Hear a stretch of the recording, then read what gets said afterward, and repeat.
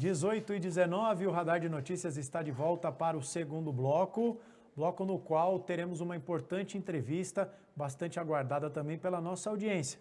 A convidada de hoje do Radar de Notícias é a vereadora Janete Pietá, a quem eu agradeço pela presença e pelo trato cordial com o nosso programa. Portanto, vereadora, seja bem-vinda, é um prazer tê-la aqui. Boa noite. Boa noite, André. Boa noite a todos que nos acompanham. E também para mim é muito importante estar aqui. Eu aproveito para dizer que ontem foi o Dia da Saúde e do jornalista, né? E hoje eu estou aqui com um jornalista de um programa que tem uma grande tradição na cidade. E está com um jornalista para falar também de saúde, de evidentemente. Saúde. Não é isso, vereadora? Vamos verdade. começar a nossa entrevista. Eu quero começar, a senhora é sempre praxe, toda vez que a senhora vem ao nosso programa, a senhora vem sempre acompanhada de muitos documentos, nos ajudando, nos fornecendo subsídio para a entrevista. E eu queria começar aproveitando, então, que a senhora está munida de muitas informações, para lhe pedir um diagnóstico, a senhora que é uma parlamentar bastante experiente, nesses 2 meses e meio, 3 meses de trabalhos legislativos, a senhora julga que a produção da Câmara foi a contento ou está aquém dos problemas que a cidade de Guarulhos enfrenta? No julgamento frio, eu acho que está aquém, porque nós ficamos vários meses com requerimentos represados, né? E só pelo mecanismo de sessão extraordinária, que aliás vocês cobriram muito bem, de dizer que eu tive que enfrentar até de fechar a porta, dizer que vai ter que resolver isso hoje, né? Porque, na verdade, os requerimentos são a informação para os vereadores. E os projetos, se não são deliberados, as comissões não têm um trabalho dos problemas latentes, né? Tem os problemas anteriores. Então, eu considero... E também hoje a Câmara se caracteriza por uns expedientes de muita radicalidade, que se caracteriza pela turma da bala, né? Uma Câmara que está armada e também que não sabe receber críticas e nem rebatê-las, né? E as coisas são muito no nível pessoal. E, terminando, dizer que várias pessoas que têm ido falar no Tribuna Livre colocam na Câmara a responsabilidade que é do prefeito, né? Porque a Câmara fiscaliza, mas quem executa tem que criticar quem não está fazendo, né? Ou ainda não começou a fazer. Já que a senhora falou sobre o dever do parlamentar de fiscalizar, vamos falar um pouquinho já sobre isso. A senhora, para quem está acompanhando, quando a câmera estiver fechada na vereadora, acho que será possível ver, mas do lado esquerdo do paletó da vereadora está uma tagzinha, um adesivo de uma visitante de hospital. Quer ver, a câmera está fechada, aqui, abaixo da mão esquerda da vereadora, do lado da bandeira de Guarulhos, ela está apontando, é um adesivo de identificação de visitante no hospital. A senhora estava no HMU, apurando uma denúncia que foi feita, que teria sido transferida a responsabilidade para o familiar de um paciente comprar medicamento. O que aconteceu no HMU, vereadora? Então, ontem, no Dia da Saúde, eu recebi uma denúncia de familiares de que o hospital, o HMU, repassou para o pai da Miriam, posso dizer o nome, 21 anos, que está em um estado gravíssimo na UTI, para comprar o remédio. Claro, o pai, o importante é a vida. E eu falei, bom, isso não é normal, eu nunca tinha assistido. Mas a gente, ultimamente, tem visto tanta coisa, né? Nunca tinha assistido uma coisa dessa. E eu fui hoje, peguei a fila, esperei o pai chegar, eu não o conhecia, e depois ele chegou depois de mim, e falando sobre os problemas, descobri que era ele. Depois chegou a familiar que me fez a denúncia, e aí, claro, eu sou conhecida, né? Imediatamente perceberam que eu estava na fila. Eu não sou de entrar empurrando a porta, quebrando nada, eu sou de esperar. E realmente o pai comprou um dos remédios, um remédio caro, porque não tinha na farmácia do HMU. eu estive lá e é deprimente a situação do HMU, né? Porque antigamente era até bem bonitinho por fora, nem isso, mas está. Já está quebrado, não tem cobertura para quem fica na fila. Eu estava no sol, né? Fiquei no sol durante 20 minutos aguardando a fila imensa e num dia de chover, né? Quer dizer, saúde tem que se pensar em todas as consequências de uma visita, né? Tem que dar, no mínimo, condições de cobertura para que não pegue chuva, vento, sol, né? E ao entrar, me deparei com esse problema. Aí toda a direção veio conversar comigo, dizendo que era excepcional. Eu não acreditei, né? Mas eu considero muito sério. Eu falei que eu vou solicitar o protocolo da saúde, da Secretaria da Saúde em relação a emergências na UTI, onde já se viu isso, o pai ter que comprar um remédio para sua filha que está em uma situação muito grave. E aí saímos de lá com papelada que amanhã nós vamos na farmácia de alto custo. Imagina, eu não entendo, porque no sistema SUS, o sistema é ter pactuação entre o estadual e o municipal, o federal e o municipal e o estadual. Onde já se viu isso? Quer dizer, descobri hoje que a família que tem que ir atrás da fila da farmácia de alto custo, comprar um remédio que custa mais de 20 mil, né, para uma paciente que está na UTI. Não é uma pessoa que está em casa, não. Está na UTI desde o dia 16 de abril. É realmente uma vergonha, um absurdo. E eu tenho que manter a minha postura para não dizer outras coisas, senão que é revoltante. Diante desse quadro que a senhora apresentou, vereadora, eu até fiquei impactado, não tinha noção do custo do medicamento que a senhora citou, R$20 mil, transferindo a responsabilidade para a família. Ir atrás. Isso é o absurdo do absurdo do absurdo. A gente não pode tratar isso como normal. André, e o mais Precisamos de alguma providência. Claro, e o mais doloroso, André, é ver uma menina de 21 anos que fez uma cirurgia de apendicite e que depois deu problemas. Ela voltou para o hospital, já fez mais 3 cirurgias e agora eles estão suspeitando que ela tem uma doença que é autoimune, que é uma doença assim.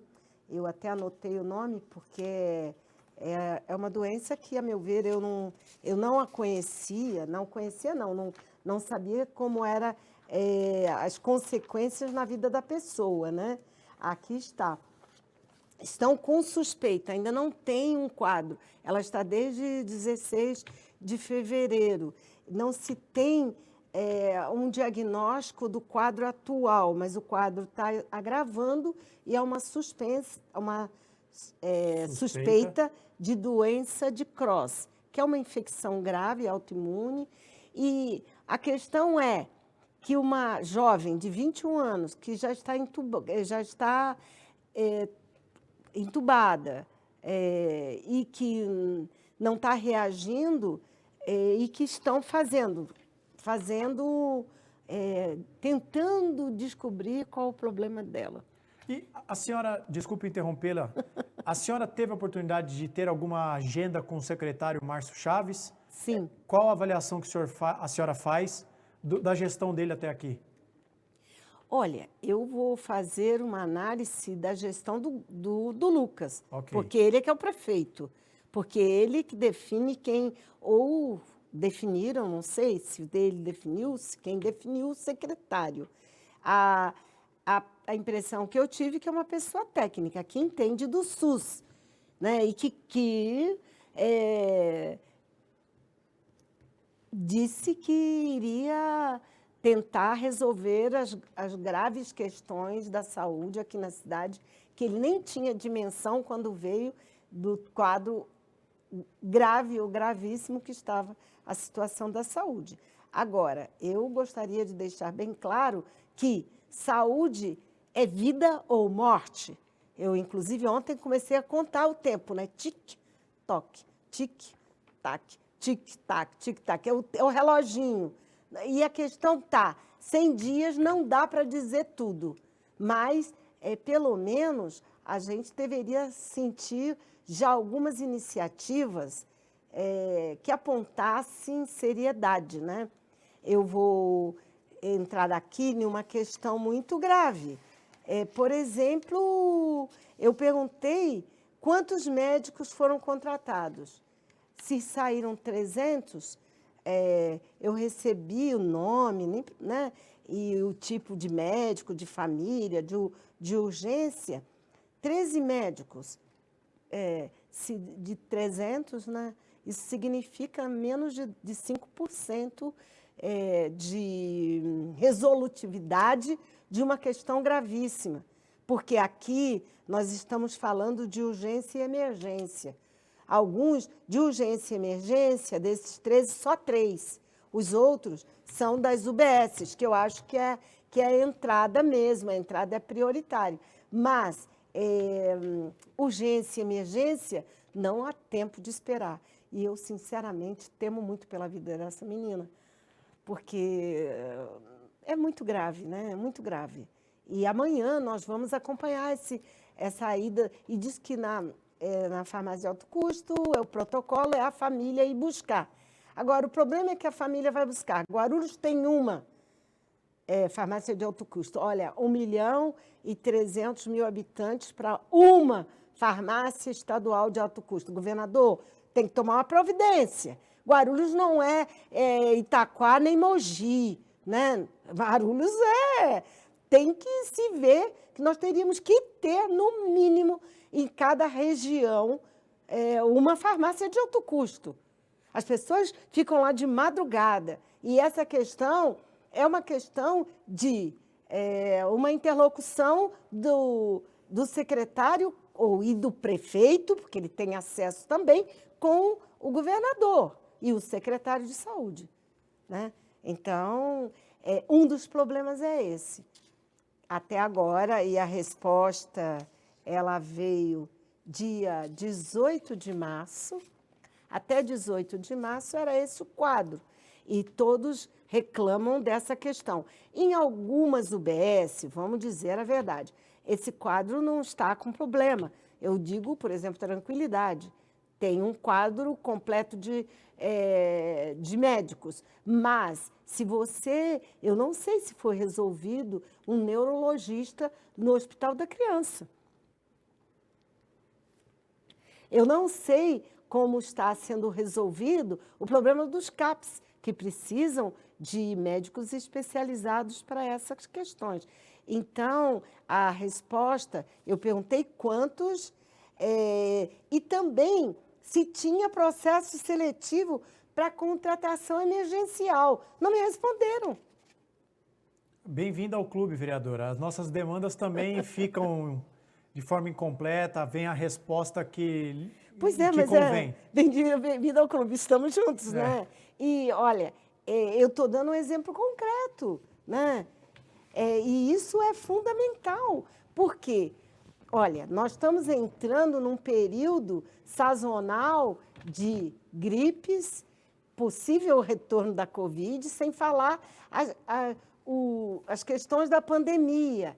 E as especialidades não está completa. Eu tive informações que o CEMEG Centro que perderam 15 médicos que são especialistas. No fim do ano não tinha, ainda não estava com o quadro completo, né? Então, é muito grave.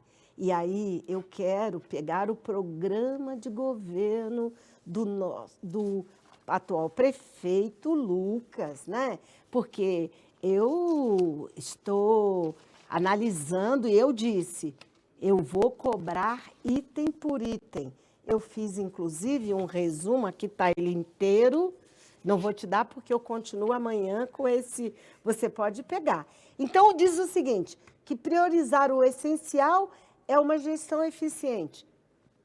Olha, eu mostrei a eficiência na questão dos médicos. Depois, chegou o momento de transformar palavras em ações. O governo ele é muito midiático. Aliás, é perfeito, né? E tem uma boa estrutura. Eu tive informações que ele tem, no mínimo, umas 25 pessoas para, a cada videozinho que ele faz, entrar, responder, sem falar outras coisas, né? Você sabia disso? Não, não sabia. 25 é bastante gente. A gente está precisando de uns estagiários, Desmente, você Lucas. podia compartilhar com o radar. Desmente, né? E mais, depois ele fala, reformas de todas as... Ele fala de reforma, construção, capacitação e valorização dos profissionais de saúde. Ora, tem muitos funcionários que estão ausentes por questões de doença e não tem reposição. E esse é um problema que vem de antes. Mas, se ele diz capacitação e valorização, o mínimo é o seguinte, se a médica se afasta porque está grávida, outra tem que substituí-la, né? Ou outro, né?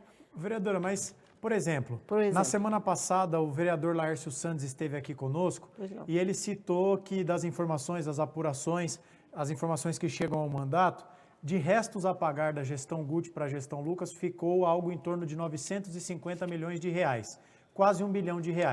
Isso nos ajuda a explicar o estado de coisas que toma conta da cidade de Guarulhos. Em razão do descalabro fiscal que tomou conta da reta final da gestão Guti e dos problemas que o prefeito assumiu, a gente não tem que colocar isso na conta para, eventualmente, calibrar o nosso discurso quando nós vamos fazer a crítica de coisas que não teriam sido feitas até agora? André, você viu que até agora eu não fiz uma crítica contundente? Agora, eu tenho dados que me apontam, eu não sou boba, tem dados que apontam a perspectiva do futuro.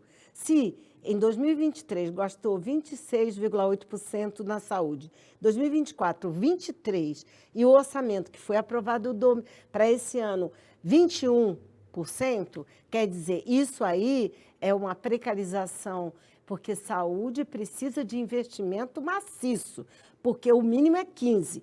E já colocou 21, é mais. Mas, no quadro que se encontra a cidade, é muito pouco. Eu sei que eles fizeram uma previsão orçamentária para ano que vem, né, para esse ano, 6.900, Isso. pequena, e que certamente vai chegar a 7 bi e meio, certo? E aí se diz, quer dizer, ele tem uma margem aí, né? E, além disso, o que eu tenho deixado bem claro é que ele disse sair da palavra e ir para a ação. E na saúde, a saúde é fundamental, porque é vida ou morte. É o caso dessa Miriam. Ela, se não receber esse remédio, ela vai morrer. E talvez até recebendo. Mas se ela tivesse recebendo o remédio, e chegamos lá, o remédio que o pai tinha comprado acabou, e trouxeram a receita para ele comprar de novo. Eu falei, mas que isso? Não tem na farmácia? Aí a farmácia tem, esse remédio eu tenho. Sabe? Quer dizer, a saúde, infelizmente, ou felizmente, nós estamos tratando de vidas. E vidas é individual. Eu respondo. Outra coisa, tem uma fila de pessoas com problemas de câncer oncológicos que estão esperando a famosa fila do CROSS. Isso é pactuação com o governo do Estado, né? Entende? Eu estou vendo ele muito, por exemplo, eu vi o vídeo, né, do Mãos na Massa, o papel dele, colocando lá a broquete. Ótimo, Lucas, mas o seu papel é negociar com o governo do Estado, como gestor, como é que resolve esse problema da fila, né? Ah, não é culpa dele? Não, mas ele tem que sinalizar. E a sinalização, com mais de 81 vídeos daqui em menos de 100 dias, demonstra que está muito mais preocupado em sua imagem do que a efetivação de questões graves como é a saúde, né? Sem falar na questão da educação. Veja, como é que pode uma UBS como da Ponte Alta estar sem internet? Como é que se trabalha? É impossível. Impossível, tá bom. Mobiliária quebrada em todas, né? Nova Cidade, só tem 2 médicos. Né? E a população não consegue agendar consulta. Eu tenho aqui a questão de fraldas geriátricas. Está faltando, é a questão do idoso. Né? E aqui eu estou dizendo o seguinte, Lucas, você sabia, como eu, que a situação estava crítica. Eu acho que quando você não é só se preparar para ganhar, é se preparar para governar e para ser um bom gestor, que todos esperam. Mas os sinais de agora é muito mais no âmbito das redes do que como você diz muito bem, aqui no seu programa de governo, que diz o seguinte, chegou o momento de transformar palavras em ação. Nós queremos ação, porque saúde não espera. Vereadora, a gente está entrando aqui na parte final da nossa entrevista e nós precisamos tratar de outros assuntos. Olha, CEMEG Cantareira, falta cardiologista, olha, né? Por exemplo, o Hospital Estela Maris está subutilizado, é o nosso especialista em cardiologia, né? A questão do demora de exame, eu vi que tinha uma questão aí de 2 meses, há 2 meses está esperando. Tem gente que está esperando há 6. Sim, sim. Quer dizer, tem doenças que, toda doença, se é protelado o seu tratamento, ela vai se agravar, né? De uma simples resfriado que pode virar uma pneumonia, né?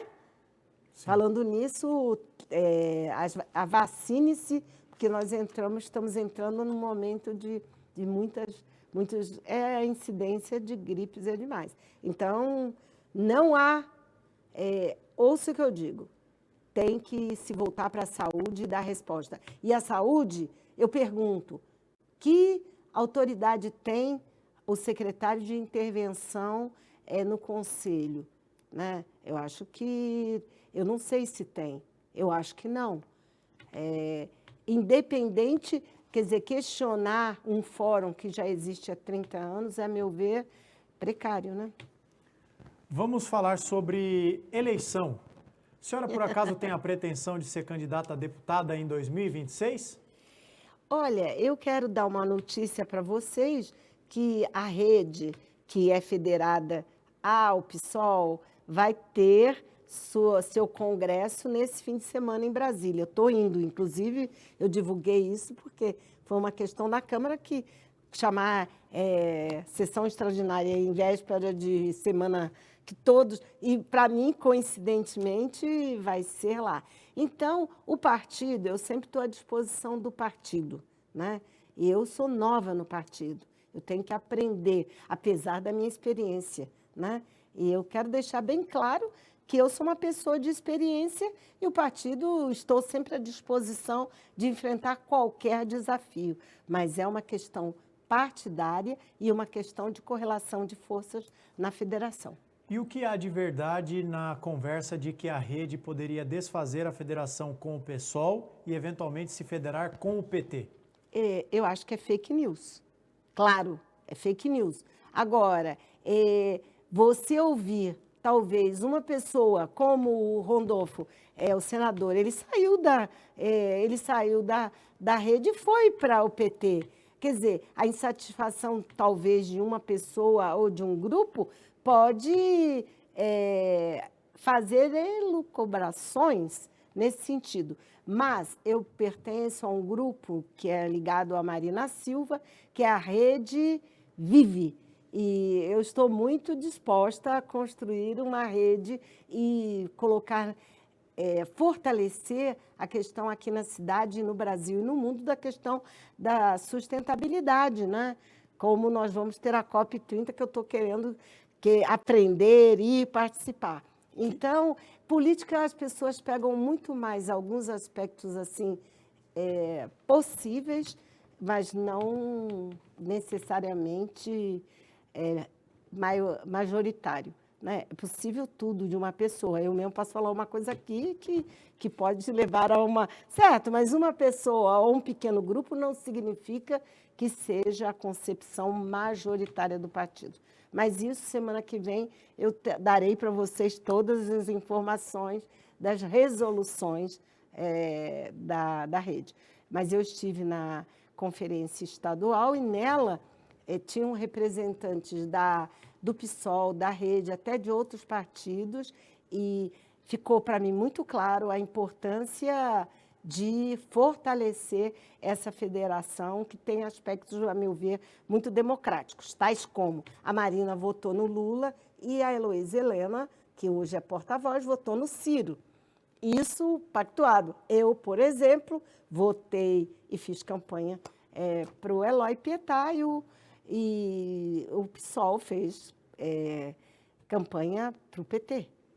Sim. Então, o nosso partido tem esse viés de democracia que eu acho muito interessante.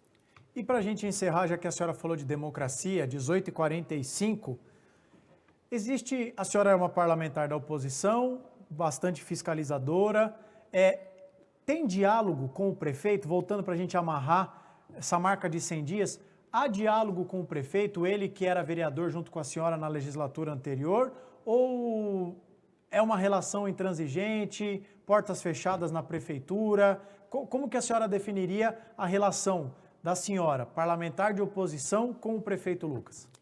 Em primeiro lugar, eu encontrei o prefeito Lucas num evento de mulheres no Adamastor, organizado pela Vanessa, né, de Jesus, que é subcoordenadora da mulher. E nessa, ele virou para mim, sentado ao meu lado, que, aliás, alguns ficaram muito enciumados. Conversar, eu converso com todo mundo, né? Mas que dê para conversar, logicamente. Por exemplo, quando eu era deputada, eu não conseguia conversar com o Bolsonaro. Então, ele me falou que ele estava com projetos de abrir diálogo com os vereadores sobre, por exemplo, a Praça Getúlio Vargas. Eu falei, tudo bem. Quer dizer, eu vou deixar bem claro que eu sou, sim, eu vou cobrar, porque política é ação, eu vou cobrar. Eu tinha outra proposta. Isso aqui é uma concepção. É a concepção que eu discordo, por exemplo, um dos problemas agora da saúde é a terceirização, né? Então, a concepção minha não é essa. Então, não é nada pessoal contra a pessoa. E eu estou aberta ao diálogo em prol do melhor para a cidade. Vou dar um exemplo disso. E o vereador Lauri pode comprovar. Eu descobri que estava aberta uma licitação para o esporte, eu sou uma pessoa que gosta de esporte, eu imediatamente encaminhei, não para ele, para o prefeito, que eu não tenho, para um setor que eu sei que tem ligação com o esporte, e realmente se inscreveram, né? Então, tudo que houver, eu vou para Brasília, o que tiver bom lá para a cidade, eu olho a cidade, isso é republicanismo. Agora, eu não posso deixar de cobrar, porque não dá para passar a mão. É lógico, são só 100 dias, é muito pouco, mas a gente começa a perceber pelo brotar. Quando você planta uma ideia ou uma plantinha, você vê para onde ela está indo, né? Porque também eu não sou nenhuma inexperiente, nem em política e nem em gestão. Muito bem. Vereadora Janete Pietá, 18h47, queria agradecer a presença da senhora, que veio a calhar que a vinda da senhora aqui coincidiu com a semana dos 100 dias. Faltam 2 dias. Então, é importante que a senhora tenha estado aqui conosco para marcar a posição. Acho que o lado da senhora é bastante claro e, como a senhora mesmo disse, pontuando coisas sem golpes abaixo da linha da cintura, sabendo que 100 dias no universo de 4 anos é bastante irrisório. Né? Queria agradecer a senhora pela presença, colocar o nosso programa sempre à disposição, dizer que as portas do Radar estarão sempre abertas e já deixar aqui registrado o convite para que a senhora volte numa próxima oportunidade. Obrigado por ter estado aqui com a gente, uma boa noite. Eu que agradeço, espero que eu tenha respondido várias questões de perguntas, porque eu não sei quais foram as perguntas que fizeram, né? Mas eu tenho certeza que eu estarei sempre fiscalizando e em qualquer governo, porque a fiscalização é que apontam problemas que têm e podem ser resolvidos. Mas se não se ouve, os problemas irão se agravando. É o que ocorreu no governo Guti. Espero que esse governo ouça e tome medidas, né? Porque também ouvi sem tirar consequências, o resultado é o mesmo. Muito bem, vereadora, nós vamos para um rápido intervalo e o Léo Notaro volta no terceiro bloco para nós amarrarmos o nosso programa, trazer alguns destaques também e continuar falando sobre a cidade de Guarulhos. Não saia daí. Obrigado a todos que estão na audiência. Obrigada. O Radar volta já.